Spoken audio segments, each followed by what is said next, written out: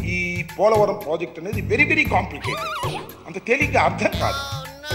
ఏంటి అంత అర్థం కాదని గట్టిగా చెబుతున్నానంటే నాకు అర్థం కాలేదు కాబట్టి. నేను అనేక సార్లు విజిట్ చేసి స్టడీ చేసి అనేక మంది అడ్వైజర్తో మాట్లాడిన తర్వాత నేను నిర్ణయం తీసుకున్నా. అవునా?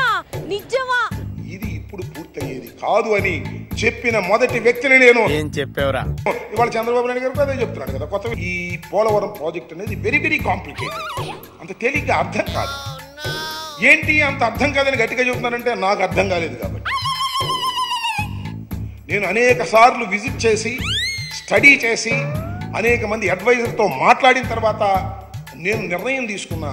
అవునా? నిజమా? ఇది ఇప్పుడు పూర్తయ్యేది కాదు అని చెప్పిన మొదటి వ్యక్తిని నేను. ఏం చెప్పావురా? ఇవాళ చంద్రబాబు నాయుడు గారు అదే చెప్తున్నాడు కదా. కొత్త విషయం చెప్తున్నాడు. చెప్పండి, నాకు అర్థం కాలేదు. ఈ పోలవరం ప్రాజెక్ట్ అనేది వెరీ వెరీ కాంప్లికేటెడ్. అంత తేలిగ్గా అర్థం కాదు. ఏంటి అంత అర్థం కాదని గట్టిగా చెబుతున్నానంటే నాకు అర్థం కాలేదు కాబట్టి.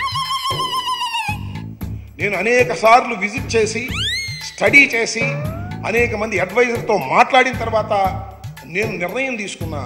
అవునా? నిజమా? ఇది ఇప్పుడు పూర్తయ్యేది కాదు అని చెప్పిన మొదటి వ్యక్తిని నేను. ఏం చెప్పావురా? ఇవాళ చంద్రబాబు నాయుడు గారు అదే చెప్తున్నాడు కదా. కొత్త విషయం చెప్తున్నాడు. చెప్పండి, నాకు అర్థం కాలేదు.